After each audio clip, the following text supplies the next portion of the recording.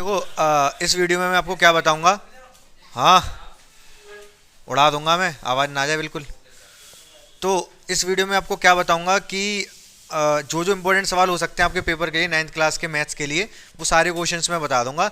हर एक चैप्टर से थोड़े थोड़े सवाल। उससे क्या होगा, सारे सवाल बताऊंगा तो सवाल चाहे वो आए ना आए, हो सकता है उसके जैसा आ जाए। ठीक है, मतलब कंसेप्ट सारे सिखा दूंगा मैं आपको, किस किस तरीके के सवाल आ सकते हैं पेपर में। ठीक है, तो अगर आप पूरा वीडियो बहुत ध्यान से देखते हो, जितना भी होगा, जितना भी बड़ा वीडियो बने, 1-2 घंटे का राउंड हो सकता है या डेढ़ 2 घंटे का राउंड, तो उसमें आप इसको पूरा ध्यान से देखो और अच्छे नंबर लेके आओ, मेहनत करो कुल मिला के। ठीक है, अभी 9th क्लास है, फिर 10th भी आएगी, बेसिक यहीं से बनेगा आपका 10th का भी। तो बहुत ध्यान से देखते रहो जो जो मैं बताता जा रहा हूँ। सबसे पहले मैं पढ़ाऊंगा चैप्टर 13 से सवाल बताऊंगा कुछ आपको। चैप्टर 13 मतलब surface area and volume, Hindi में क्या कहते हैं, पृष्ठीय क्षेत्रफल और आयतन। ठीक है, अब फॉर्मूले में साथ के साथ कुछ कुछ बताता रहूंगा, या फिर एक ही बार में बता दूं सारे? नहीं, फॉर्मूले आपको बताऊंगे, आप देख सकते हो बुक से, मैं दिखा दे रहा हूँ फॉर्मूले आपको। बच्चों ये सारे फॉर्मूले हैं, आप एक बार इनको देख लो, रिवाइज कर लो। ठीक है, वीडियो पॉज कर दो यहाँ पर और सारे फॉर्मूले रिवाइज करो, फिर मैं आगे बताता हूँ। बच्चों देखो, सबसे पहले जो क्वेश्चन बताने जा रहा हूँ 13.2 क्वेश्चन नंबर 7, ये हमारा क्वेश्चन नंबर फर्स्ट है। तो क्वेश्चन आप लोगों को पढ़ लो आप बुक से। ठीक है, क्वेश्चन ये दे रखा है, कुआं है, क्या है, गहराई इसकी 10 मीटर है। ठीक है, और इसका जो व्यास है वो कितना है, 3.5 मीटर। तो व्यास डी दे रखा है 3.5 मीटर और गहराई h दे रखी है क्या, 10 मीटर। तो ये कुआं कैसी शेप का होता है? अरे पूरा कैसा होता है शेप के, बेलनाकार का होता है, बिल्कुल सही बात है। ठीक है, बेलनाकार का होता है। किसकी बात चल रही है यहाँ पर, इसके अंदर वक्र पृष्ठीय क्षेत्रफल की बात चल रही है। वक्र पृष्ठ की मतलब इसकी, ये इसका वक्र पृष्ठ है, मतलब जैसे बोतल है, बोतल के अंदर से जो वक्र पृष्ठ है, इसकी बात नहीं कर रहा।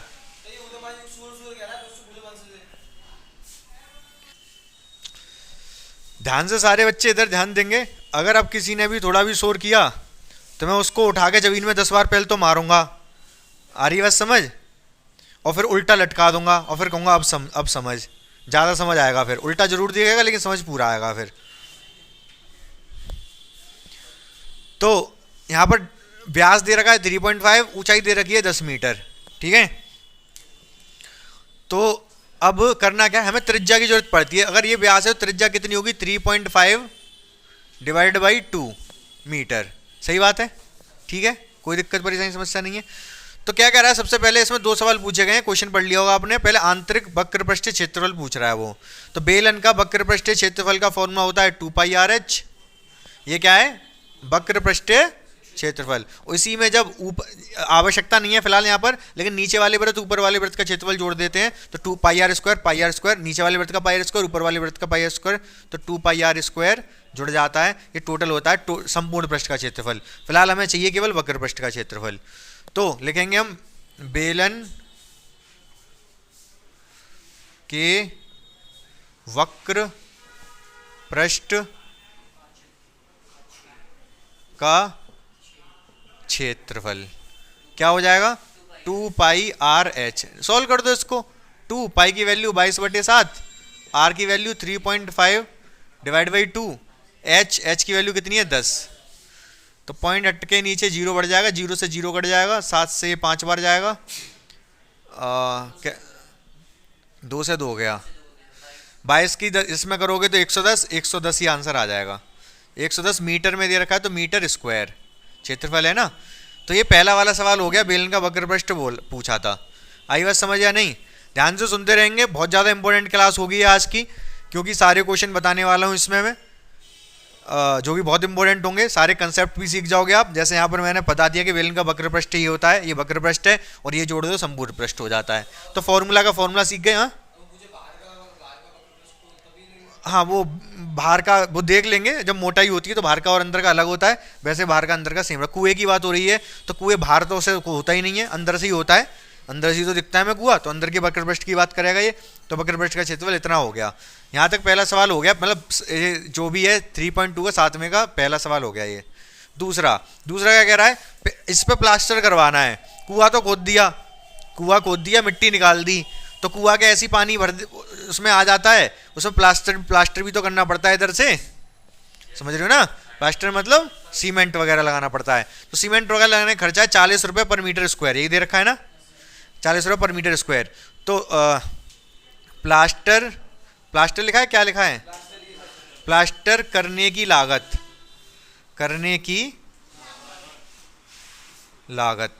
कितनी हो जाएगी, 110 गुणा 40, कितना आ जाएगा ये, 4400, इतने रुपए आ गए। ठीक है, बोलो हाँ या ना। 4400 रुपये लगेंगे कुआं तैयार करने में। बात समझ में आ गई आपको। इंपॉर्टेंट सवाल है। 2πr वक्र पृष्ठ का क्षेत्रफल, 2πr² जोड़ दोगे संपूर्ण पृष्ठ का क्षेत्रफल, इतना ही है। इस सवाल को समझो। नेक्स्ट सवाल देखो। अब बच्चों क्वेश्चन पढ़ लो आप, 13.3 का क्वेश्चन नंबर 6। ठीक है, अच्छा क्वेश्चन है, इंपॉर्टेंट क्वेश्चन है। तो क्या दे रखा है सवाल, ये एक शंकु है। अब शंकु के बारे में बात चलेगी तो मैं यहाँ पर शंकु के फॉर्मूले बता दूंगा। शंकु के अभी फिलहाल क्षेत्रफल के बारे में बात होगी, तो इसका जो क्षेत्रफल होता है वो होता है πrl। कौन सा, वक्र पृष्ठ। वक्र पृष्ठ मतलब शंकु कैसा होता है, कौन समझ रहे हो आप, जैसे आइसक्रीम खाते हैं, आइसक्रीम जो आती है कोन वाली, उसका वक्र पृष्ठ का क्षेत्रफल πrl होता है, और संपूर्ण पृष्ठ का क्षेत्रफल निकाले तो इसमें πr² और जुड़ जाता है। क्यों, क्योंकि नीचे वाला वृत्त जुड़ जाता है, तो πr² और जुड़ जाता है। वैसे वक्र पृष्ठ का क्या होता है, πrl। तो फिलहाल यहाँ पर जो सवाल दे रखा है, कह रहा है कि वक्र एक क्या है, ये क्या है सवाल में,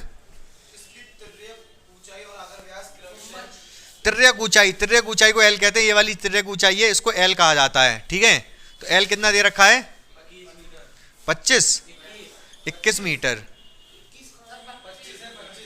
दो चीज है, 25 है और त्रिज्या दे रखी है, क्या दे रखा है, व्यास मतलब डी, कितना दे रखा है, 14 मीटर। तो त्रिज्या कितनी हो जाएगी, 7 मीटर। सही बात है यहाँ तक। ठीक है, तो इसकी त्रिज्या जो है मेरे भाई ये है 7 मीटर। ठीक है, इसकी जो तिर्यक ऊंचाई है वो है 25 मीटर। तिर्यक ऊंचाई इसको कहा जाता है। तो सबसे पहले क्या पूछ रहा है हमसे, ये पूछा क्या इसने, इसके वक्र पृष्ठ पे पेंट करना है, शायद पेंट करना है, क्या करना है, सफेदी करनी है, वक्र पृष्ठ भी तो करनी है। पढ़ लेना, ध्यान से बताते रहना, गलत मत बता देना। तो वक्र पृष्ठ का क्षेत्रफल निकाल दो, सीधे सीधे निकल आएगा, एच भी नहीं निकालनी यहाँ। तो वक्र पृष्ठ का क्षेत्रफल, वक्र पृष्ठ के क्षेत्रफल को सी ऐसे कहते हैं, कर्ड सरफेस एरिया, वक्र पृष्ठ का क्षेत्रफल। तो कितना होगा, πrl। लगा दो फॉर्मूला, पाई की वैल्यू 22/7, आर की वैल्यू 7, एल की वैल्यू 25, 7 से 7 कट गया, 25 की जब 22 में गुणा करेंगे 550 मीटर स्क्वायर। सी ऐसे आ गया। अब उसने क्या कहा, अगली चीज इंपॉर्टेंट है, यहां तक तो हर कोई निकाल देगा। हाँ, 210 रुपए लग रहे हैं प्रति 100 मीटर स्क्वायर। मतलब क्या कह रहा है, 100 मीटर स्क्वायर सफेदी की लागत, क्या लागत मतलब खर्चा कितना है, 210 रुपए। हमें निकालना 550 मीटर स्क्वायर का, कैसे निकलेगा, अरे मल्टीप्लाई क्यों कर देंगे, 100 का दे रखा है, 550 का पूछ रहा है। ये यूनिटरी मेथड और मैथमेटिक्स बोलते हैं इसको। 100 मीटर का दे रखा है, 1 मीटर स्क्वायर का कितना हो जाएगा, 210/100, बर्थडे में चला जाता है। और जब 550 का निकालेंगे, डायरेक्ट बता दूं, चलो डायरेक्ट बता दूं, इससे कंफ्यूज हो जाओगे आप। 100 का दे रखा है, वो 550 का पूछा है। 550 मीटर स्क्वायर सफेदी की लागत कितनी हो जाएगी, जो दे रखा था वो नीचे चला जाता है, और जिसका पूछा जाए वो गुणा में जाता है। जो दे रखा हो वो नीचे जाता है, जो पूछा उसका वो गुणा में जाता है। सॉल्व कर लो, 0 से 0 कट गया, ये 0 से 0 कट गया। 55 की गुणा 21 में करनी है, 21 पंजे 110, नहीं 105, 105 की 5, 10 कैरी आ जाएगा, 21 पंजे 105 और 10 115, इतने रुपए आंसर आ गया। सफेदी करने की लागत कितनी होगी, 1155 रुपए। बोलो हाँ या ना, समझ में आ गया अच्छे से। तो ये फॉर्मूला फिलहाल हमारा ये था, कर्ड सरफेस एरिया वक्र पृष्ठ का क्षेत्रफल πrl होता है, किसका, शंकु का। नेक्स्ट सवाल देखो कौन सा है। अब बच्चों जो अगला सवाल है वो 13.4 का क्वेश्चन नंबर 7, ठीक है। ये पृथ्वी है, क्या है, ये चंद्रमा इसके चक्कर लगा रहा है, पता है ये बात आपको, ठीक है। तो ये पृथ्वी चंद्रमा इसके चक्कर लगा रहा है। पृथ्वी का जो व्यास है, पृथ्वी का जो व्यास है चंद्रमा के व्यास का 1/4 है, नहीं उल्टा बोल दिया, चंद्रमा का व्यास पृथ्वी के व्यास का 1/4 है। मतलब अगर इसका व्यास d है, अगर इसका व्यास d, तो इसका व्यास 4d होगा, बोलो हाँ या ना। 1/4 उसका कम है, इसका 4 गुना होगा, अगर उसका d है तो इसका 4d होगा, बोलो हाँ या ना, ठीक है। तो ठीक है, यहाँ लिख दो चंद्रमा का व्यास माना चंद्रमा का व्यास बराबर d, तो त्रिज्या कितनी हो जाएगी, d/2, इसको r मान ले रहा हूं, r मानू, छोड़ो हटाओ, व्यास ही करते हैं इसको। तब पृथ्वी का कितना हो जाएगा, पृथ्वी का व्यास 4d हो जाएगा, तो त्रिज्या कितनी हो जाएगी, त्रिज्या हो जाएगी 2d। 4d क्या समझ में नहीं आया, चंद्रमा का 4d मतलब चंद्रमा का 4 गुना होगा पृथ्वी का। अरे 1/4 कह रहा है वो, 1/4 मतलब 1/4, वो हम नहीं कर रहे, हम सीधे सीधे हम उसकी लैंग्वेज को समझ रहे हैं, अपने हिसाब से कर रहे हैं। हमें इतना पता चल गया पृथ्वी का 4 गुना है चंद्रमा का, तो चंद्रमा का मैंने d माना, इसका 4d माना है, क्या दिक्कत आ रही है, ठीक है। त्रिज्या कितनी हो जाएगी, आधी, अगर व्यास d है त्रिज्या हो जाएगी d/2 और उसकी 2d, बोलो हाँ या ना। अब वो इनके क्षेत्रफलों का अनुपात पूछ रहा है। गोले का क्षेत्रफल का फॉर्मूला क्या होता है, गोले का क्षेत्रफल 4πr², वो आयतन बता रहे हो आप, 4/3 जो होता है, हैं, हाँ स्क्वायर, सॉरी शक्तिमान, 4πr²। तो इसका व्यास का फॉर्मूला, क्षेत्रफल का फॉर्मूला क्या होता है, 4πr²। हमसे वो पूछ क्या रहा है, चंद्रमा का क्षेत्रफल, क्षेत्रफल ऑफ चंद्रमा बटे क्षेत्रफल ऑफ पृथ्वी, ऑफ मतलब समझ रहे हो, इंग्लिश में लिखते हैं area of moon, area of पृथ्वी, अर्थ, ठीक है। तो मैंने हिंदी इंग्लिश घुसेड़ दी, ऑफ लिख दिया, बाकी हिंदी में लिख दिया। तो चंद्रमा का कितना फॉर्मूला लगेगा, 4πr, r किसका, मून, चंद्रमा का स्क्वायर, नीचे 4πr किसका, अर्थ का स्क्वायर, यही फॉर्मूला बता दिया। 4 से 4, पाई से पाई, सुबड़ा साफ। चंद्रमा का कितना है, d/2 का स्क्वायर, पृथ्वी का कितना आया, 2d का स्क्वायर, r की जगह d मान रख दिए मैंने, d² तो d² है, 2 का स्क्वायर 4 नीचे आ जाएगा, ये 2 का स्क्वायर 4 और ये d का स्क्वायर d², बोलो हाँ या ना। भाई d का स्क्वायर d², 2 का स्क्वायर 4, इसका भी 2 का स्क्वायर 4 होगा, लेकिन वो नीचे आ जाएगा, बट्टे में है, ठीक है। d² से d² कट गया, 1/16 आ गया। पूछा क्या है उसने आपसे, अनुपात पूछा है कि क्या पूछा है, कितने गुना होगा, 1/16 आ गया, 1/16, 1/16। इंपॉर्टेंट सवाल है, देख लो, समझ लो, दिक्कत है तो पूछ लो, नहीं तो पेपर में सवाल तो छप गया, ये देख लो ध्यान से, अगर कोई डाउट है तो पूछ लो। तो बच्चों देखो, अब नेक्स्ट क्वेश्चन है 13.5 का क्वेश्चन नंबर 7, हमारा चौथा सवाल है। ये सवाल क्या है, एक गोदाम है, ठीक है, इसमें लकड़ी की क्रेट रखनी है, ये क्या है, लकड़ी की क्रेट। तो ऐसे कितनी लकड़ी की क्रेट रखी जा सकती है वो पता करना है हमको। अब यहाँ से आयतन के सवाल शुरू हो गए, किसके, आयतन के। तो गोदाम और ये सब कैसे आयतन के हैं, ये आयतन है इनका घनाव के आकार के। तो घनाव का आयतन का फॉर्मूला क्या होता है, अरे घनाव, घन का नहीं, घनाव, LBH। जैसे ये घनाव है, इसमें क्या होगा, लंबाई होगी, चौड़ाई होगी, ऊंचाई होगी, L, B और H। तो घनाव का जो आयतन होगा, लंबाई गुणा चौड़ाई गुणा ऊंचाई, ठीक है। तो LBH लंबाई गुणा चौड़ाई गुणा ऊंचाई हो गया ये। तो आपको करना क्या है, बस यही फॉर्मूला लगाना है। तो क्या, गोदाम की माप, गोदाम की माप बताना क्या दे रखी है, अरे दोबारा बताओ।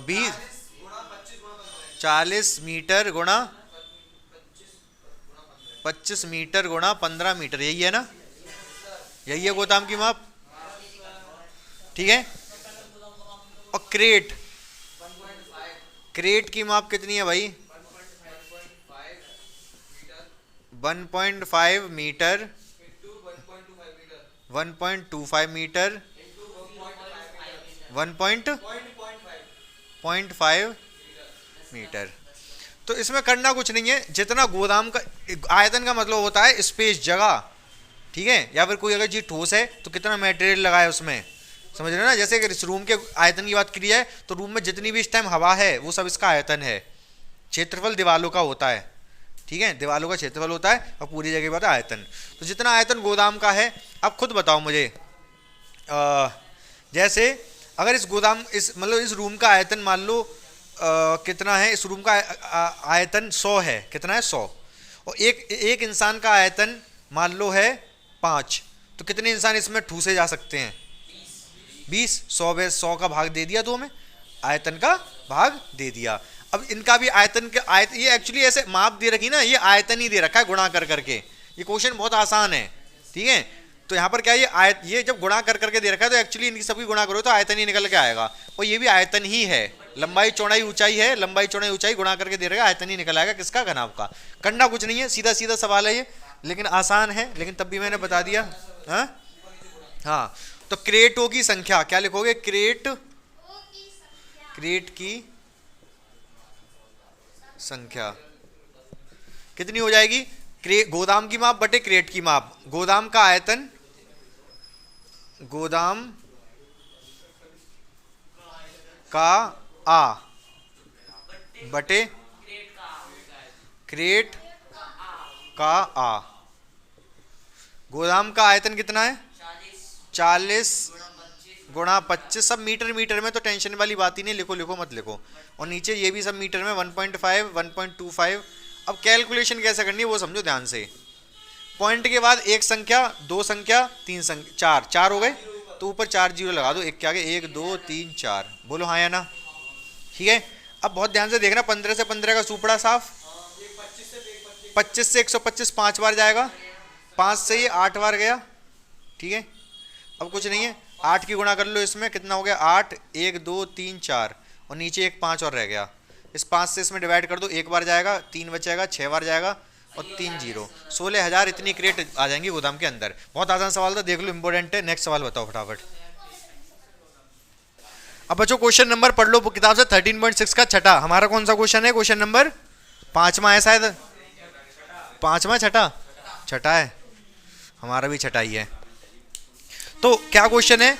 एक बेलनाकार बर्तन है, जो भी है, क्या है? एक बेलनाकार बर्तन है, इसकी ऊंचाई कितनी है? ऊंचाई है कि त्रिज्या है? ऊंचाई 1 मीटर है इस बर्तन की, बाल्टी की, ठीक है। उसकी धारिता दे रखी है, धारिता कितनी है? 15.4 मीटर। एच दे रखी है, ऊंचाई दे रखी है 1 मीटर। पूछ क्या रहा है हमसे? ये पूछ क्या रहा है? शीट की आवश्यकता। शीट बराबर सीट की माप, या फिर सीट की, चलो सीट ही लिख लो। सीट कितनी होगी? इसके क्षेत्रफल के बराबर। खोखला है कैसा? ये बंद है दोनों तरफ से। क्या लिखा है? कुछ लिखा है?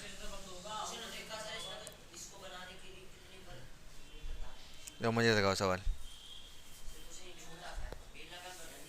एक ऊंचाई इतने मीटर वाले बेलनाकार बर्तन की धारिता इतने है, इसको बनाने के लिए कितने वर्ग मीटर धातु की शीट की आवश्यकता होगी? नीचे से तो बंद ही होगा, ठीक है।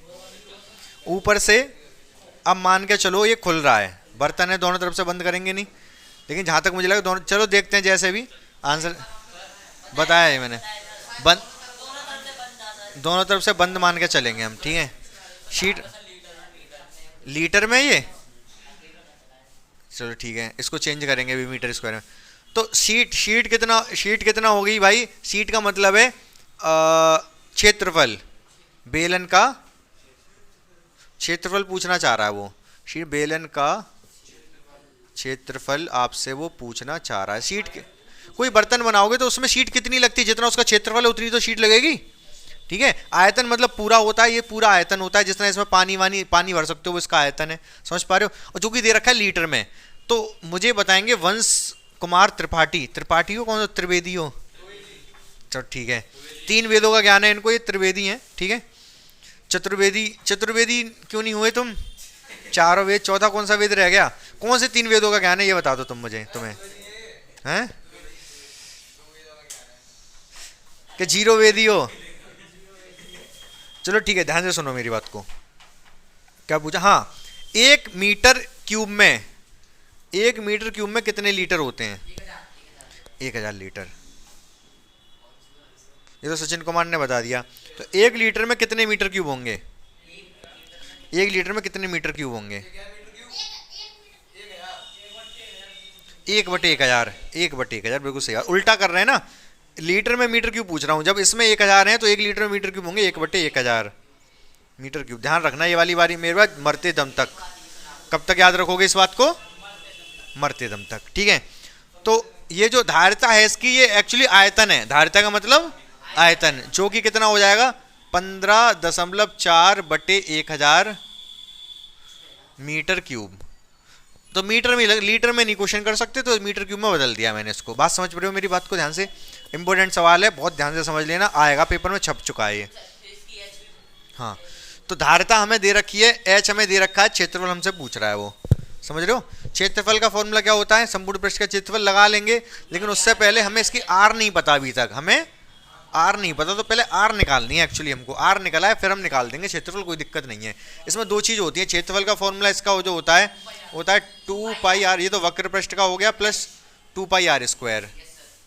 तो आर की आवश्यकता और पड़ेगी, जो कि हमारे पास नहीं है। इसी आर नहीं है, इसीलिए तो हमें आयतन दे रखा है, आयतन की हेल्प से हम आर निकालेंगे पहले। ठीक है, तो धारिता यहां से सॉल्यूशन, यहां से हम क्या शुरू कर रहे हैं? सॉल्यूशन। ये तो हमने क्वेश्चन लिख दिया, अब सॉल्यूशन शुरू कर रहे हैं। यहां पर भी लिख सकते थे, कोई दिक्कत वाली बात नहीं है। धारिता कितनी है? 15.4/1000।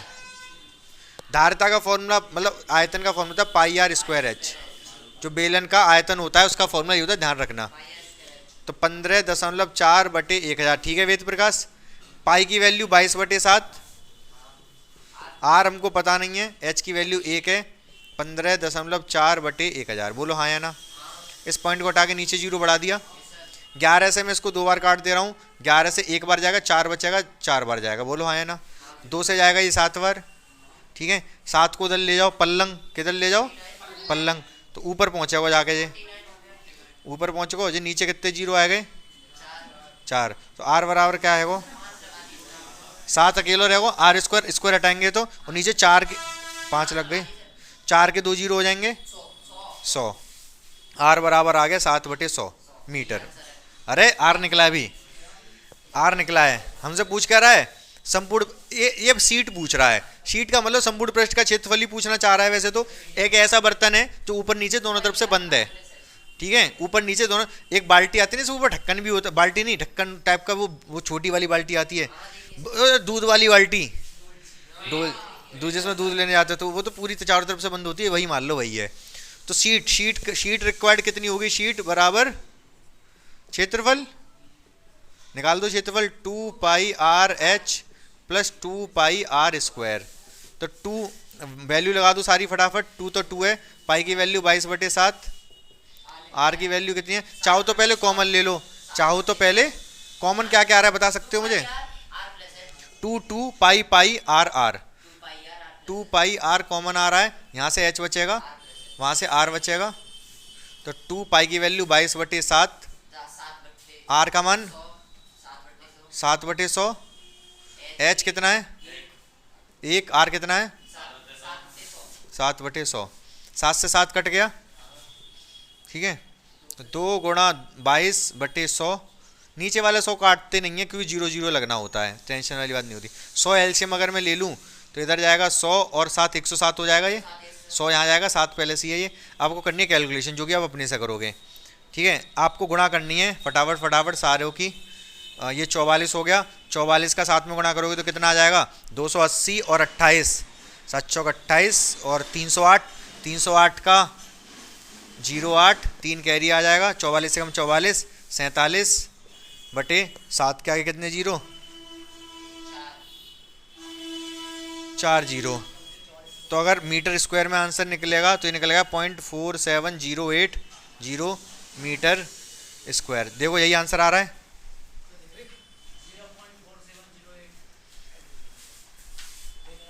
ठीक है, तो बच्चों देखो इंपॉर्टेंट सवाल था, आंसर बिल्कुल सटीक है, यही है, मतलब वही डोलची वाली बाल्टी है, मतलब पूरी स्टील है। ठीक है, अब कहोगे वो डंडी की भी तो नहीं ली वो डंडी का नहीं लिया। ठीक है, मतलब डंडी नहीं है, ऐसी डोलची है, ऐसे है जो भी है। ठीक है, हटाओ। धारिता का मतलब आयतन 15.4 लीटर दे रखा था, लीटर को मीटर क्यूब में बदलेंगे तो 15.4 बटे 1000 कर देंगे। ठीक है, रटना नहीं है, देखो रटना कभी नहीं चाहिए। अब मैं कह दूं कि ये सवाल आएंगे, इनको रट लो, उससे कोई फायदा नहीं होगा। समझ रहे हो ना, आपको समझना है, कंसेप्ट समझना है। अभी तो चलो मान लो क्वेश्चन आपको पता चल गया, कोई दिक्कत नहीं है, लेकिन बात ये है कि जब 10th में कैसे करोगे, जब बोर्ड होगा वहाँ तो पहली तो ये कि वहाँ पर कोई ज़रूरी नहीं है कि बुक का ही सवाल आए, एनसीईआरटी का भी आए। ठीक है, यहाँ पर स्कूलों में तो जनरली एनसीईआरटी के छाप देते हैं, मॉडल से कहीं से उस आगे क्वेश्चन पेपर छाप देते हैं। बोर्ड का जब पेपर होगा तो वहाँ अगर बुक का भी सवाल देंगे, थोड़ी बहुत वैल्यू चेंज करके देंगे। समझ रहे हो ना, मतलब आंसर कभी मिलेगा ही नहीं, थोड़ा बहुत या तो हो सकता है सेम आ जाए, वो नहीं कह रहा कि सेम नहीं आता, सेम भी आ सकता है, वैल्यू चेंज करके भी देते हैं, ज़्यादातर वैल्यू चेंज करके देते हैं, हो सकता है कुछ नया भी क्वेश्चन दे। तो रटना नहीं है, कभी समझना है, समझने से बहुत सारे फायदे होंगे, आपका दिमाग भी डेवलप होगा, दिमाग तेज होगा, समझोगे चीज़ों को, और प्लस नंबर भी अच्छे आएंगे। ठीक है, टारगेट आपका नंबर है, लेकिन नंबर नहीं होना चाहिए, आपको समझना टारगेट होना चाहिए कि चीज़ों को समझना है हमें। ठीक है, तो ध्यान से समझो इस सवाल को भी। एक और बता रहा हूँ, धारिता दे रखी थी 15.4 लीटर, लीटर को मीटर क्यूब में कैसे बदलेंगे, 1000 से भाग देके, 1000 से भाग देके। अगर मीटर क्यूब होता, लीटर में बदलना होता तो 1000 की गुणा कर देते। यह बात मैंने बताई थी, वो मिटा दिया यहाँ से। एच 1 मीटर दे रखा है। शीट पूछा कितनी शीट लगेगी, शीट का मतलब क्षेत्रफल पूछना चाह रहा है वो आपसे, शीट का मतलब क्षेत्रफल पूछना चाह रहा है। सबसे पहले हमें यहाँ पर एस तो दे, हमें अगर क्षेत्रफल चाहिए, तो हमारे पास दो चीज़ें होनी चाहिए, त्रिज्या और ऊंचाई। ठीक है, ऊंचाई तो इसने दे रखी थी, त्रिज्या नहीं दे रखी थी, त्रिज्या हमने धारिता की हेल्प से निकाल ली। धारिता दे रखी है ना, धारिता मतलब आयतन, तो धारिता की जगह पाई स्क्वायर एच फॉर्मूला लगा दी। कैसे, बेलन के आयतन का फॉर्मूला है ये। हाँ, धारिता मतलब आयतन ही तो है, धारिता मतलब आयतन, तो आयतन था भाई ये, तो आयतन का फॉर्मूला लगा दिया, इधर जो दे रखा है वो लगा दिया, पाई की वैल्यू लगा दी, आर पता नहीं है, एच की वैल्यू लगा दी, यहाँ से मेरे पास आर निकल के आ गया, आर निकल आया। हाँ, आयतन का फॉर्मूला लगा के, आयतन दे रखा था तो आयतन की मदद से हमने क्या निकाल लिया, आर निकाल ली। तो आर हमें तो चाहिए क्षेत्रफल, शीट कितनी लगेगी, शीट का मतलब क्षेत्रफल चाहिए, तो क्षेत्रफल का फॉर्मूला लगा दिया, 2πr/h + 2πr स्क्वायर। ठीक है, 2πr कॉमन ले लिया, यहाँ से h बचा, यहाँ पे आर स्क्वायर था तो 1r बचा, वैल्यू सारी लगाई तो आंसर आ गया, यही आंसर है। समझ गए होगे आप, दिक्कत परेशानी समस्या नहीं होनी चाहिए। ठीक है, ऐसा कोई दूसरा भी सवाल अगर आ जाता है तो आपको करना पड़ेगा, आपको बस सवालों में होता क्या, इन सवालों में क्या क्या चीज़ दे रखी है उनकी मदद लेनी है, और क्या निकालना है, जो निकालना है उसका फॉर्मूला लगा के वो निकाल देना है। हाँ, पूरा संपूर्ण पृष्ठ का क्षेत्रफल पूछा था इसने। ठीक है, बात समझ गए कि नहीं। तो जो सवाल में अगर कहीं अलग से भी आता है किसी तरीके का, तो बस यही कंसेप्ट है, जो पूछा है वो निकाल दोगे आप, और जो दे रखा है उनकी मदद से। ठीक है, यहाँ पर धारिता और हाँ कोई भी आ सकता है आने को। ठीक है, तो धारिता ये, ऊंचाई ये है, ऊंचाई दे रखी, त्रिज्या हमने धारिता से निकाली। हम समझ में आया कि नहीं। नेक्स्ट सवाल बताओ क्या दे रखा है मैंने। बहुत ध्यान से बच्चों बात सुनो, क्वेश्चन है 13.7 है, क्वेश्चन नंबर 7वां। पढ़ लो आप अपनी किताब से, इधर ध्यान सुनो आप दोनों। हाँ, इधर तो क्या सवाल दे रखा है, बहुत ध्यान से समझेंगे आप। एक है समकोण त्रिभुज, क्या है, समकोण, ये 5 है, ये 12 है, ये 13 है, सही बात है। ठीक है, तो किया क्या है, ये इस भुजा के प्रत्यय, इस भुजा के प्रत्यय मतलब ये भुजा यूं है, इसको पकड़ के यूं करके घुमा दिया, ये पॉइंट जब यूं करके जाएगा, यूं करके घूम के यूं आ जाएगा, और ये वाली भुजा इधर आ जाएगी, क्या बन जाएगा, ये शंकु बन जाएगा। समझ पा रहे मेरी बात को, समझ पाए मेरी बात को। 12 वाले के प्रत्यय घुमा रहा हूँ, यूं करके घुमा रहा हूँ इसको, तो ये त्रिज्या बन जाएगी, ये इसकी ऊंचाई बन जाएगी, ये तिर्यक ऊंचाई बन जाएगी। बोलो हाँ या ना, क्लियर ये बात आपको? सचिन कुमार त्रिपाठी। तो सवाल इसमें सबसे पहले हमको क्या बन गया, ये शंकु बन गया, और जो शंकु बन गया उसकी त्रिज्या हो गई 5 और ऊंचाई हो गई 12 मीटर सेंटीमीटर सेंटीमीटर, और एल हो गया 13 सेंटीमीटर। एल दे रखा है, नहीं दे रखा सवाल में? 13 दे रखा है ना, तो एल 13 जरूरत नहीं पड़ेगी इसकी शायद। पूछा क्या है हमसे? आयतन, आयतन पूछा है ना। तो शंकु का आयतन, शंकु का आयतन क्या फॉर्मूला होता है शंकु का आयतन का?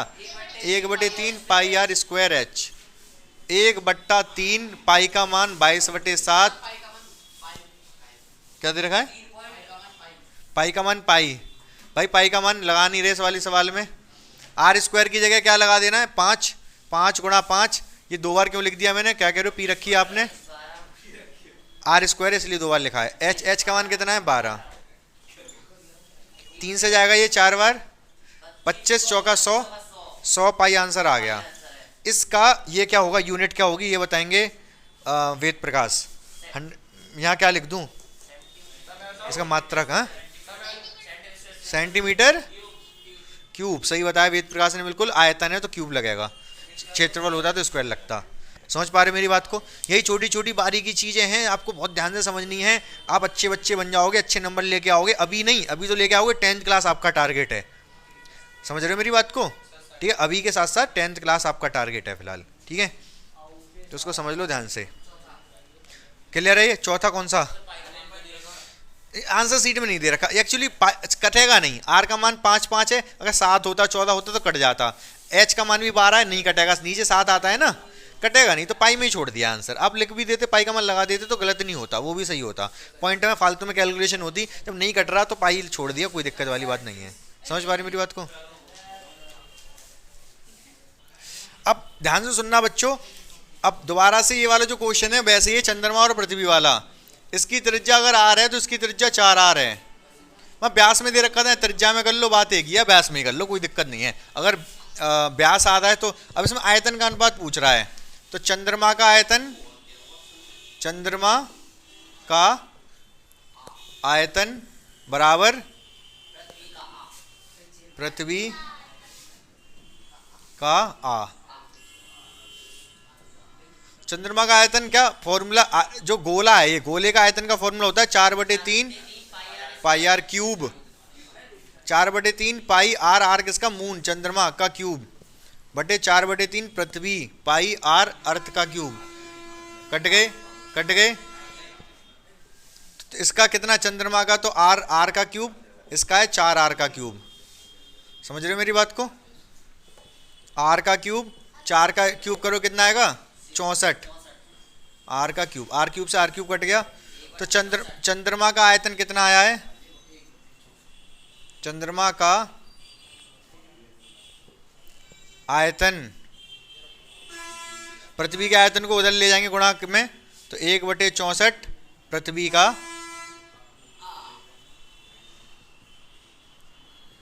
आयतन। समझ रहे हो मेरी बात को?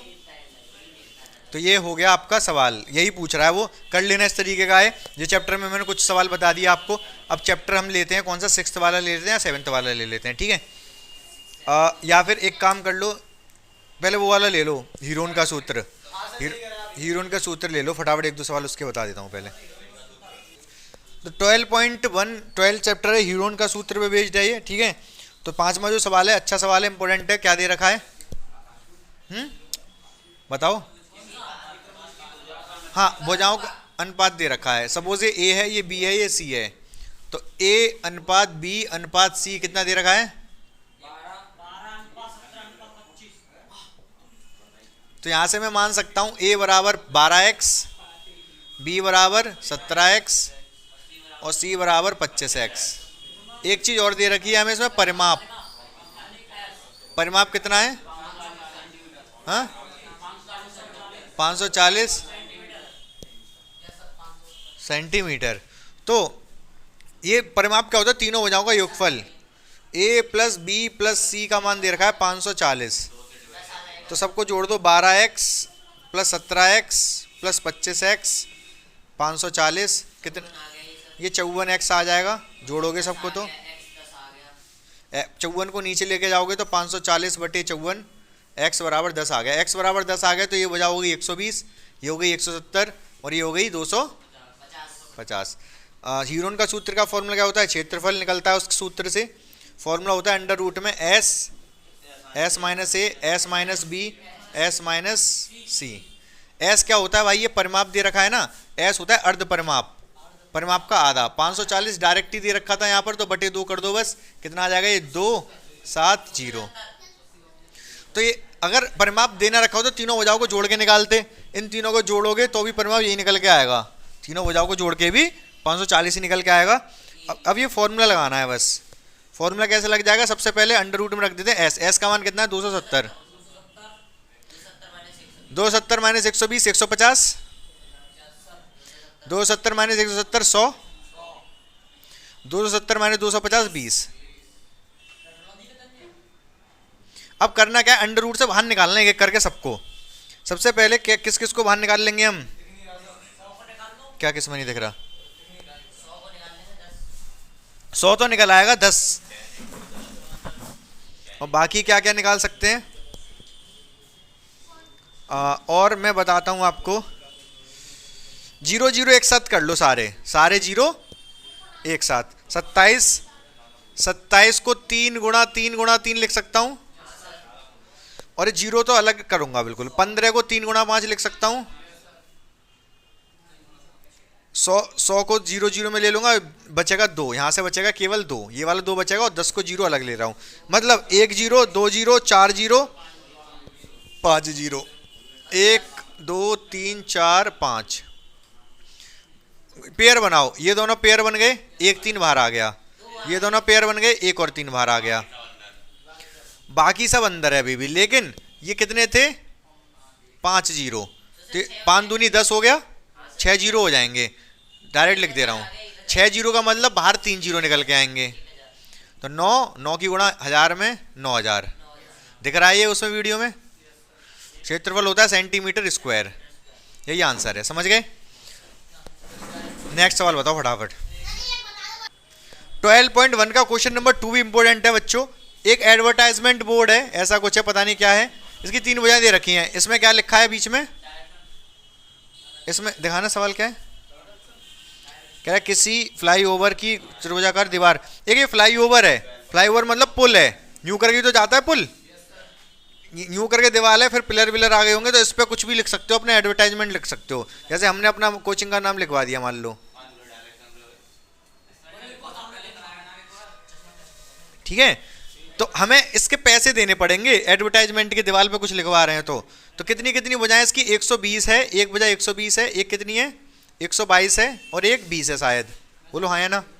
यही दे रखी ना। तो हमें सबसे पहले क्षेत्रफल निकालने, इन ये जो त्रिभुज बन रहा है इसका क्षेत्रफल कितना होगा?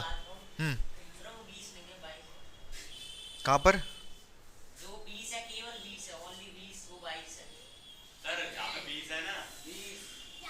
ये 20 है, ये और ये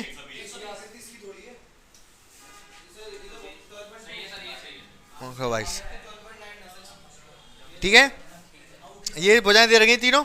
तो हमने सबसे पहले इसमें जो फॉर्मूला होता है क्षेत्रफल का, एस निकालना पड़ता है। एस मैंने कहा था एस निकालना पड़ेगा। परिमाप, अर्ध परिमाप। अर्ध परिमाप क्या होता है? A plus B plus C divide by 2।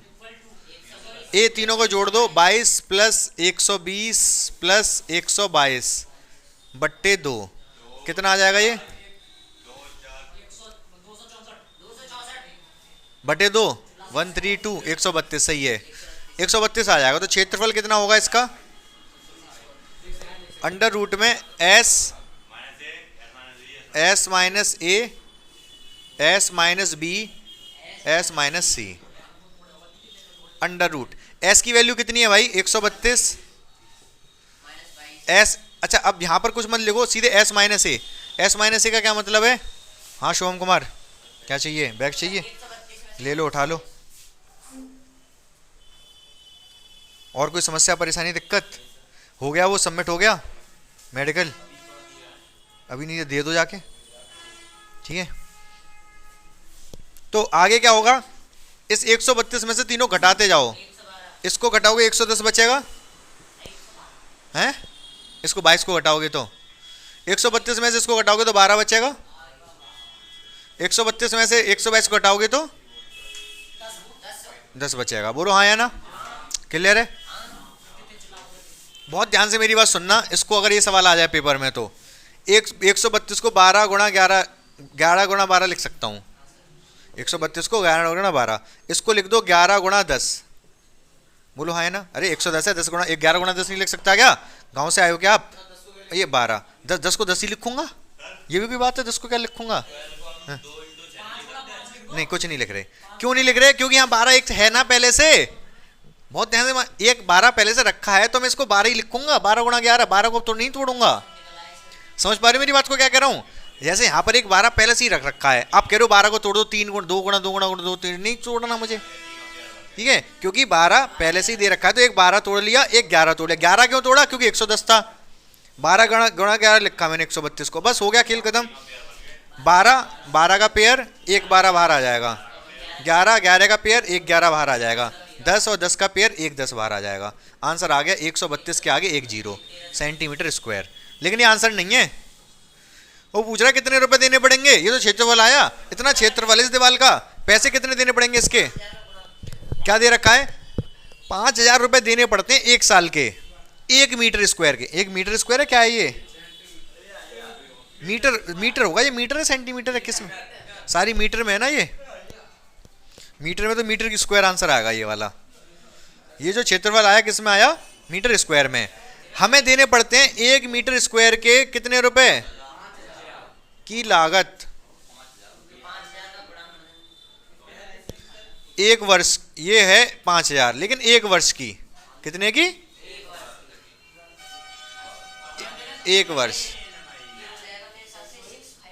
तो 3 महीने कितनी होगी भाई? अगर 1 वर्ष की इतनी है तो 3 महीने कितनी होगी? 1 मीटर स्क्वायर की लागत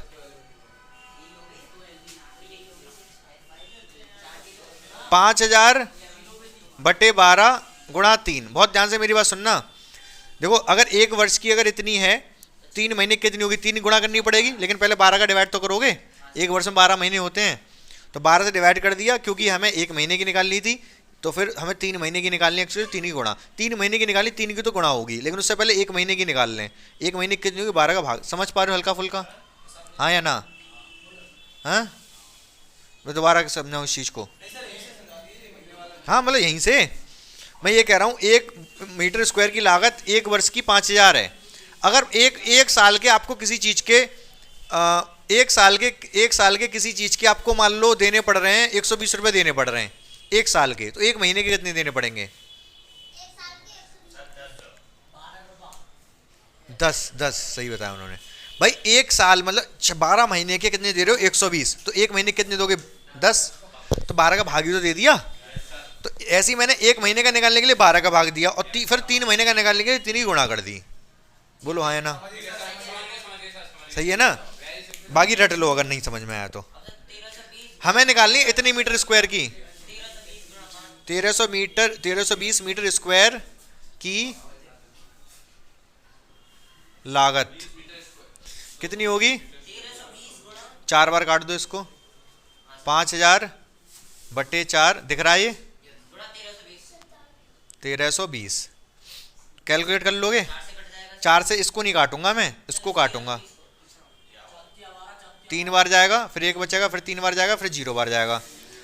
33 की गुणा करनी है केवल 5 में। ये आ गया 165, और 3 0 1 0, ये 1 2 3 4 इतने रुपए देने पड़ेंगे आपको।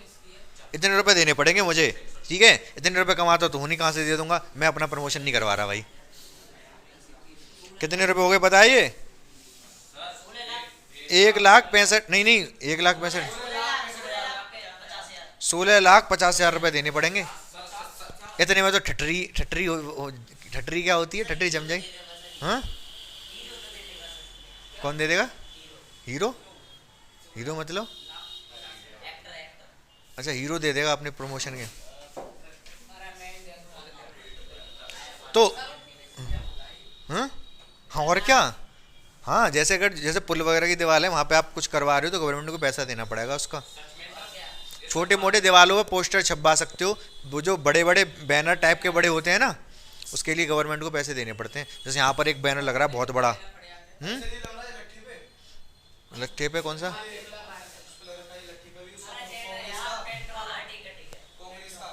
ठीक है, समझ में आ गया, ये क्लियर है बिल्कुल 100%, कोई दिक्कत परेशानी समस्या नहीं है। ठीक है, एक सवाल और देख लो इस चैप्टर का, बता रहा हूँ कौन सा वाला। बच्चों देखो 12.2 का क्वेश्चन नंबर फर्स्ट, क्या सवाल दे रखा है? एक त्रिभुज चतुर्भुज है, इसमें एक कोण 90 अंश का है, एक कोण ये सी है, ये 90 अंश का।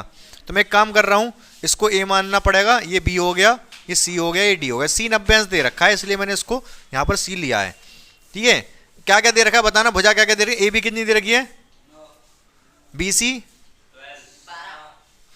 और सी डी 5, ए डी 8 और कोण सी 90 अंश दे रखा है। तो इस चतुर्भुज का क्षेत्रफल पता करना है, चतुर्भुज का क्षेत्रफल पता करना है। कैसे करेंगे आप बताओ? देखो हमें त्रिभुज का क्षेत्रफल का फॉर्मूला पता है, जो हीरोन फॉर्मूला है वो किसका है? त्रिभुज के क्षेत्रफल का। तो अगर यहाँ पर तो चतुर्भुज कोई फॉर्मूला नहीं है, तो हम इसको दो त्रिभुज बना देंगे। कैसे? बीच में एक इसका विकर्ण, विकर्ण बोलते हैं क्या? कर्ण विकर्ण, कर्ण तो उसमें होता है, त्रिभुज में ये विकर्ण है, ये चतुर्भुज का विकर्ण है, डायगोनल बोलते हैं इसको इंग्लिश में। हाँ, तो डायगोनल है, ये विकर्ण है। तो हमें क्या दो त्रिभुज मिल गए, दोनों त्रिभुजों का क्षेत्रफल पता करना है बस। लेकिन रोहित शर्मा, इन दोनों त्रिभुजों का क्षेत्रफल तो पता कर लेंगे, लेकिन इस विकर्ण की लंबाई तो पता हो। विकर्ण की अगर लंबाई पता है तो ये त्रिभुज बन जाएगा, पाइथागोरस लग जाएगी। लेकिन इस वाले त्रिभुज का क्षेत्रफल तो बहुत आसानी से निकाल सकता हूँ, पूछो कैसे? ये तो समकोण त्रिभुज है, समकोण त्रिभुज के क्षेत्रफल का फॉर्मूला होता है 1/2 आधार गुणा ऊंचाई। समकोण त्रिभुज के क्षेत्रफल का फॉर्मूला होता है 1/2 आधार, उससे निकाल दूंगा इसको। तो मैं इसके लिए मुझे हीरोन का सूत्र लगाना पड़ेगा, तो उसके लिए पहले मुझे ये विकर्ण निकालना पड़ेगा बी डी। सबसे पहले मैं एक काम कर रहा हूं, मैं ए बी सी डी का क्षेत्रफल निकाल दे रहा हूं। सॉल्यूशन,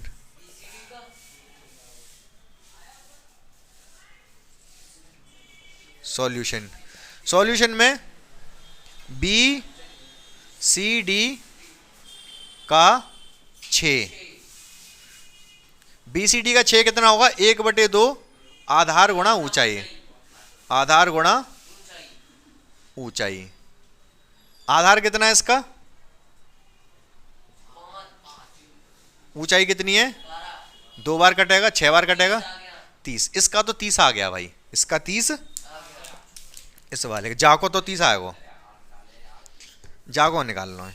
उससे पहले हमें बी डी निकालनी पड़ेगी। क्या निकालनी पड़ेगी? B D. तो पाइथागोरस लगानी पड़ेगी। त्रिभुज बी सी डी में क्या करेंगे? बी सी डी में बी डी का स्क्वायर बराबर ए सी का स्क्वायर, ए सी कहां से आ गया यार? बी सी का स्क्वायर प्लस सी डी का स्क्वायर। ये क्या है? ये पाए था परमे। तो बी डी का स्क्वायर, बी सी कितना दे रखो है? 12 को स्क्वायर, सी डी कितना दे रखो है? जी 144 है वो, जे 25 है वो, जे 159 है वो, जे 13 को स्क्वायर हो गए, स्क्वायर से स्क्वायर कटेगो।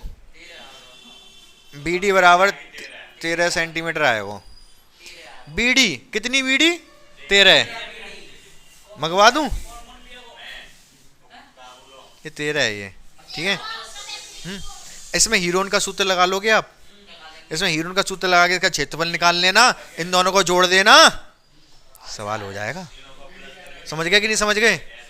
दोनों का जोड़ना, 30 तो इसका निकल जाएगा, इसका निकाल लोगे, हीरोन का सूत्र निकाल लोगे या नहीं निकाल पाओगे? ठीक है, निकाल लेना खुद से। अगले सवाल पे आ जाओ।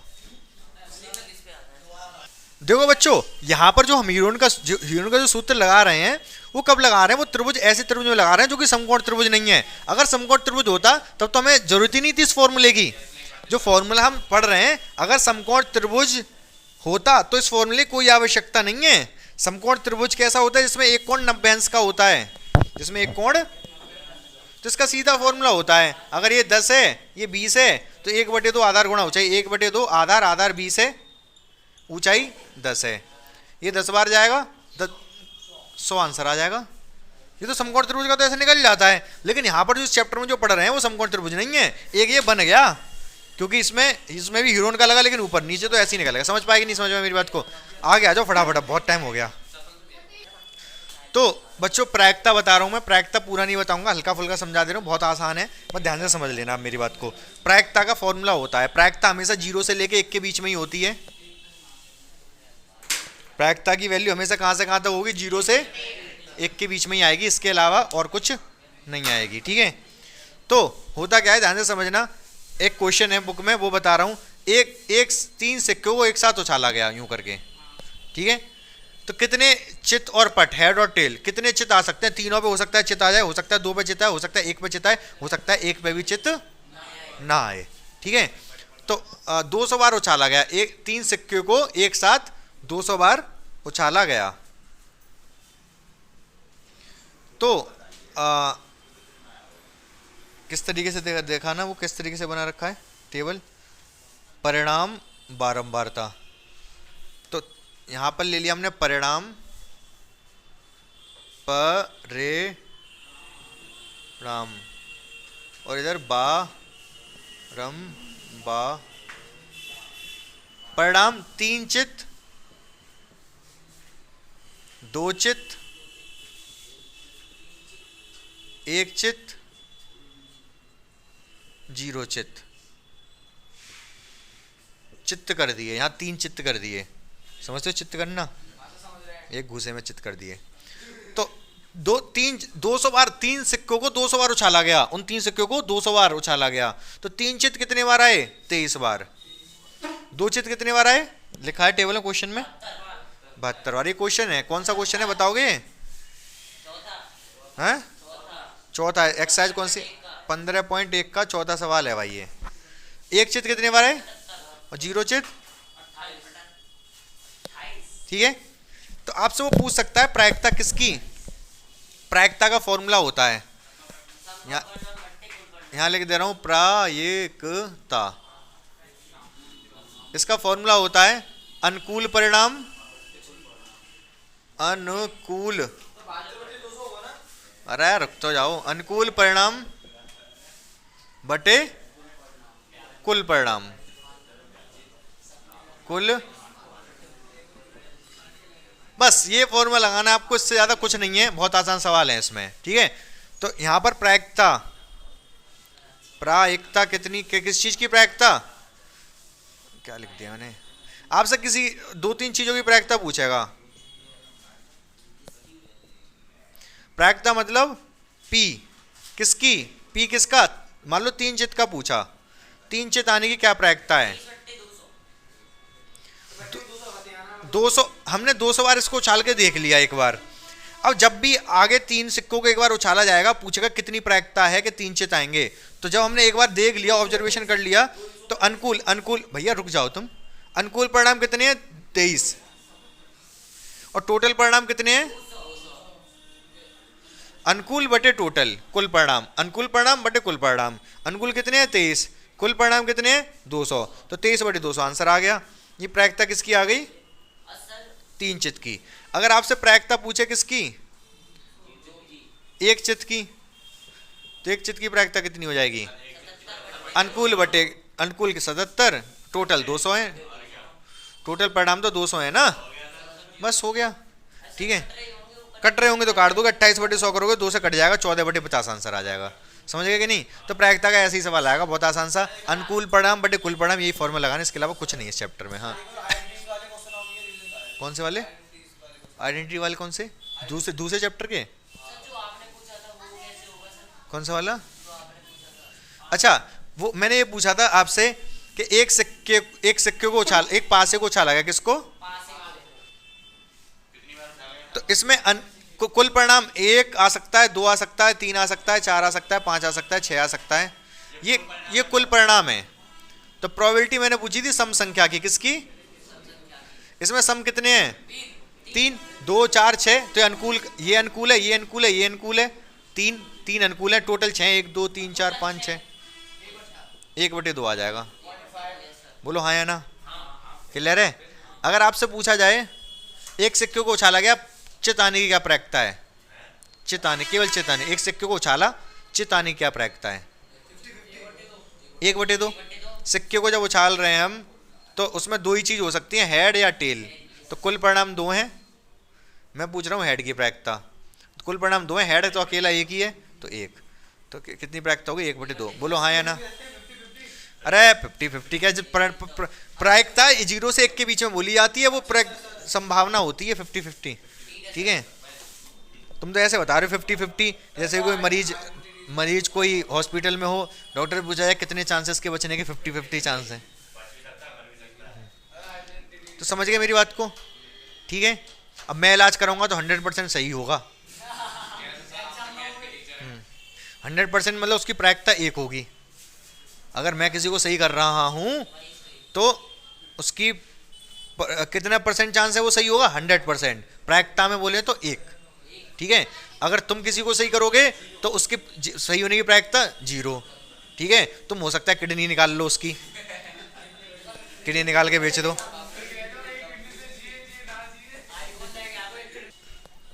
अब बच्चों क्वेश्चन देख लो आप, कौन सा है? 10.5 क्वेश्चन नंबर 7।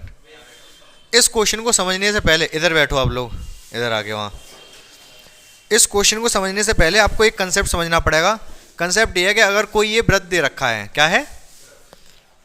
अगर ये इसका व्यास है, ठीक है, क्या है ये? व्यास का मतलब केंद्र से होकर जा रहा होगा। तो ये व्यास इसकी परिधि पर जो कोण बनाएगा ना, मतलब व्यास के दोनों बिंदुओं से ऐसे दो रेखाएं लें और कहीं पर भी परिधि पे मिल रही हो तो ये 90 अंश का ही बनता है हमेशा। कितना बनता है? कहीं पर भी बना लो, यहाँ पर अगर बनाओगे, एक यहाँ से लिया, एक इस वाले कोने से लो, तो ये जो कोण बनेगा कैसा बनेगा? 90 अंश। ये प्रॉपर्टी होती है। आई कहाँ से ये वाली प्रॉपर्टी? जैसे बहुत ध्यान से समझना, आपने ये पहले पढ़ा होगा 9th क्लास में शायद। अगर ये वाला कोण 60 का है तो ये कितना होगा? 30। ठीक है, तो अगर ये सीधी रेखा है तो ये वाला कोण कितना होगा? 180। और ये वाला कितना होगा? 90। आधा।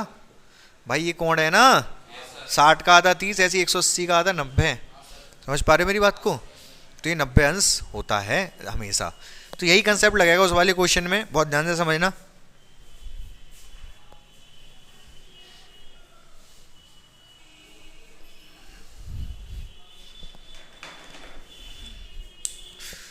क्वेश्चन क्या दे रखा है? अगर एक वृत्त दे रखा है, ठीक है, एक वृत्त दे रखा है, तो वो ये कह रहा है कि अगर इसके एक जो चतुर्भुज क्या होता है?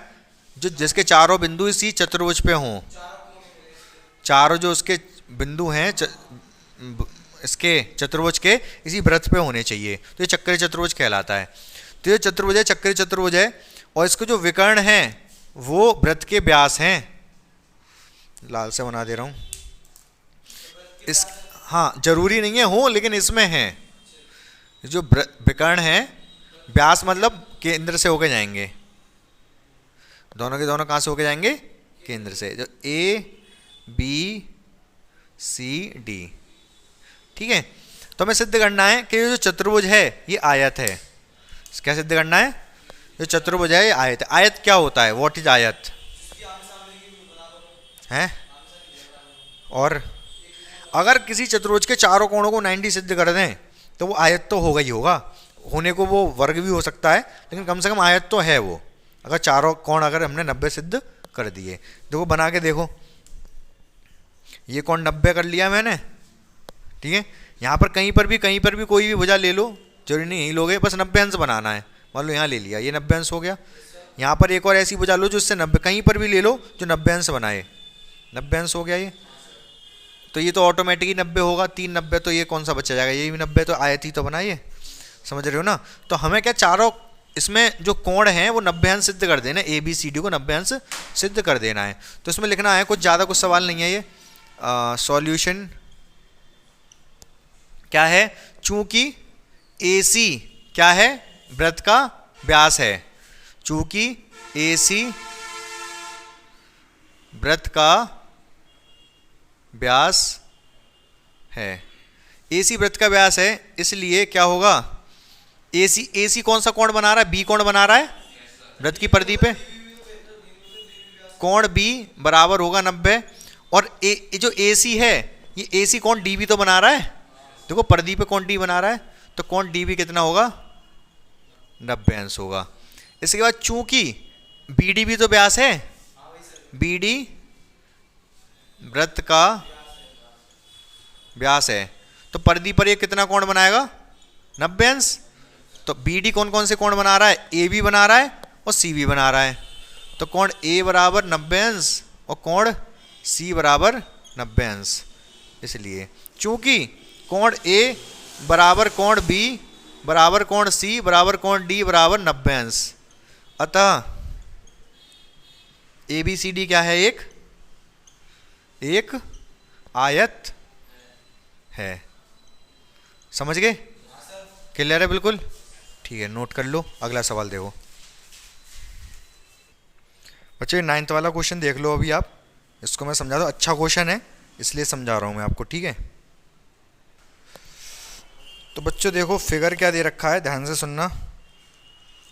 दो तो पहले वृत्त दे रखे हैं यूं करके, एक छोटा है एक थोड़ा बड़ा है, उसके बाद एक रेखा आ रही है ABD, यूं करके जा रही है कुछ ABD, ठीक है। ये A हो गया, ये B हो गया और ये D हो गया। एक जा रही है AC, ये वाली है AC, ये C हो गया। और एक जा रही है PBQ, एक यूं जा रही है, ये P है, ये B हो गया, ये Q है, CQ मिल रहे हैं, ठीक है। क्या दे रखा है, क्या सिद्ध करना है वो मैं लिख दे रहा हूं यहां पर। हमको जो दे रखा है, अच्छा ये भी मिल रहा है इससे, ये PC मिल रहा है और CD मिल रहा है। तो इस सवाल को बहुत ध्यान से देख लेना आप। दिया है, क्या दिया है, क्या दिया है, सवाल कौन सा, नवा 10.5 का क्वेश्चन नंबर 9।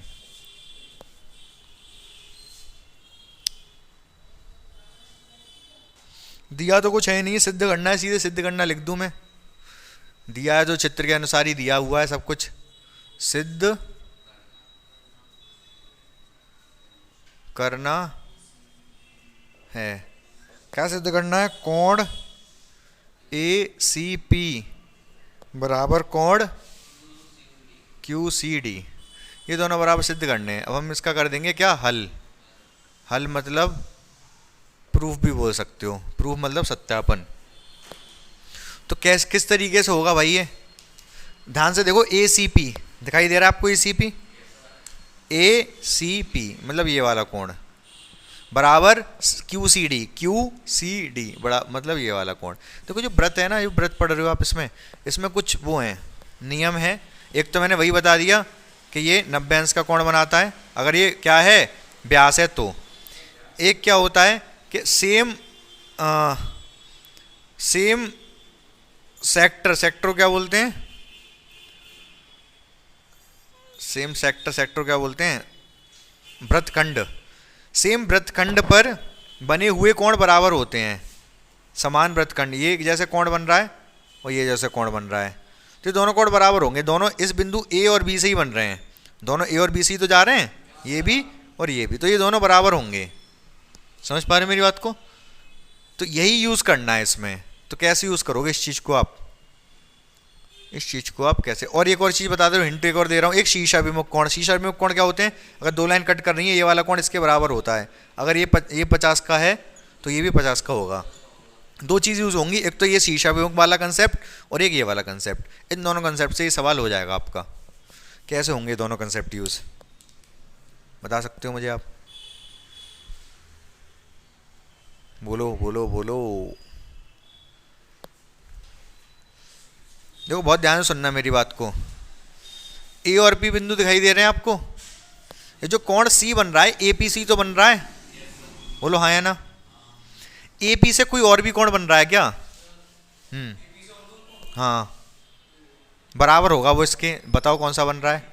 हाँ हाँ, ए पी से ये वाला सी जो बन रहा है, ए पी सी तो बन रहा है, तो ए पी से कोई और भी कोण बन रहा है क्या? ए और पी से ही ए बी पी, ये वाला देखो, ये भी तो बन रहा है, इन्हीं दोनों से ये भी बन रहा है, इन्हीं दोनों से ये भी बन रहा है, ये वाला, ये दोनों बराबर होंगे। समझ रहे मेरी बात को? सेम यहाँ पर ये वाला कोण, ये कहाँ से बन रहा है? जो यही तो बराबर करने हैं दोनों, इन्हीं दोनों पे देखेंगे हम कहाँ से बन रहे हैं। ये वाला क्यू सी डी, ये क्यू और डी और क्यू से बन रहा है, डी और डी क्यू से और भी कोई कोण बन रहा है क्या? कौन सा? हाँ, डी बी क्यू, ये वाला डी बी क्यू। क्या ये दोनों आपस में बराबर हैं? हाँ, शीर्षाभिमुख है, शीर्षाभिमुख से बराबर है। अगर ये दोनों बराबर हैं, ये इसके बराबर है, ये इसके बराबर है, तो ये दोनों भी आपस में बराबर हो गए। क्वेश्चन बहुत आसान है, देखने में मस्त खतरनाक है कुछ नहीं इसमें। समझ रहे हो ना भाई? आपको दिमाग तेज करना है भाई, मैथ्स से, ये मैथ्स दिमाग तेज करती है, आपको दिमाग तेज करना पड़ेगा, तभी आप कुछ बड़े इंसान बन पाओगे। रटने से कुछ नहीं होता है, रट के तो फिर कोई फायदा नहीं होगा, पढ़ाई बेकार है, वो व्यर्थ है। समझ रहे हो ना? चीज़ों को समझना है आपको अच्छे से। अब देखो कितना आसान क्वेश्चन, देखने में इतना खतरनाक, समझने में कितना आसान। सबसे पहले हमें ये देखना पड़ेगा कंसेप्ट कौन कौन से लगे भाई, शीर्षाभिमुख और जो मैंने बताया समान वृत्तखंड में बने कोण समान होते हैं। ठीक है, तो कर दो इसको। कैसे करोगे? सबसे पहले लिखोगे आप तीन समीकरण बना लो बस इसमें। समीकरण कौन कौन से? तीन। कोण पी बी ए बराबर है कोण डी बी क्यू के। क्यों बराबर है ये? शीर्षाभिमुख, शीर्षाभिमुख कोण है भाई ये। ठीक है, दूसरा कोण ए पी बी ए बराबर है पी सी ए के। पूछो क्यों? समान वृत्तखंड पे बने कोण है, समान वृत्तखंड पर बने कोण है। कोण डी बी क्यू बराबर है कोण डी सी क्यू के, यही समान वृत्तखंड पे बने कोण समान होते हैं। समान वृत्तखंड के कोण समान वृत्तखंड के कोण है। ये भी यहाँ पर भी ऐसे ही लिखोगे, समान वृत्तखंड के कोण। समीकरण 1, समीकरण 2, समीकरण 3। समीकरण 1, 2 तथा 3 से, समीकरण 1, 2, 3 से क्या हो जाएगा? देखो मैंने क्या किया, इस सबसे पहले इसको इसके बराबर किया। बहुत ध्यान से समझना, अगर ये 40 तो ये भी 40। इसके बाद इसको इसके बराबर किया, समान वृत्तखंड के कोण, ये 40 तो ये भी 40, इन दोनों को बराबर कर दिया। फिर इन दोनों को बराबर किया, ये 40 तो ये भी 40, तो ये दोनों भी आपस में बराबर हो गए 40-40। तो यही किया है मैंने, ये 3 समीकरण लिए हैं मैंने। समीकरण 1, 2, 3 से ये दोनों बराबर सिद्ध हो गए। डायरेक्ट लिख दो ए सी पी, यही जो प्रूफ करना है, कोण ए सी पी बराबर हो गया कोण क्यू सी डी के। प्रूव्ड, हैंस प्रूव्ड या प्रूव। समझ गए मेरी बात को? ध्यान से समझ लो, देख लो, कोई दिक्कत है तो पूछ लो, बोल दो। अब बच्चों देखो 2.4 का क्वेश्चन नंबर 3 का तीसरा देखो ध्यान से, क्या दे रखा है, बोलो। पी एक्स बराबर क्या दे रखा है? हाँ, एक्स क्यूब। ठीक है, एक्स क्यूब। हाँ, ये कौन सा वाला सवाल बा?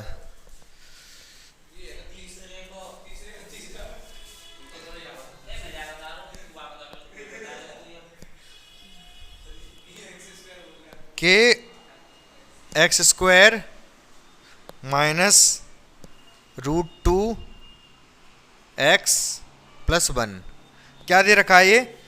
के का मान ज्ञात कीजिए। x माइनस 1 इसका एक गुणनखंड है, x माइनस 1 इसका एक गुणनखंड है, तब k का मान ज्ञात करना है।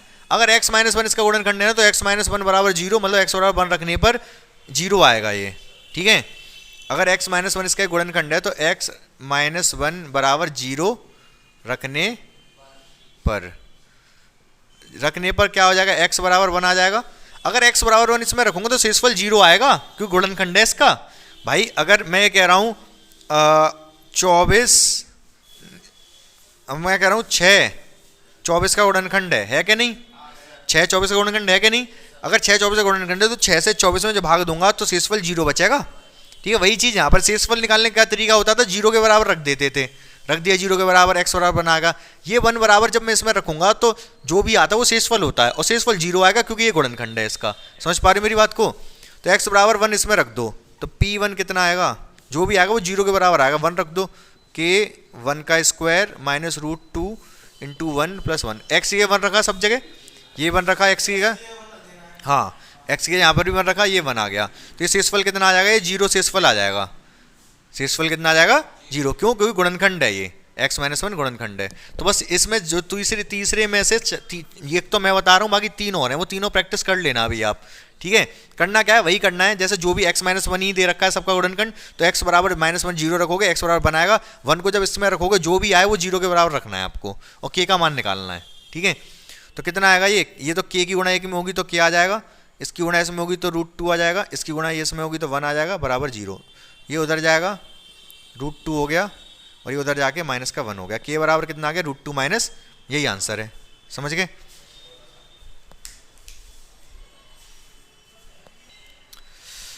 अभी बच्चों देखो मैंने जितने क्वेश्चन बता दिए, बाकी मैं पहले भी रिवाइज करा चुका हूँ सारे क्वेश्चंस।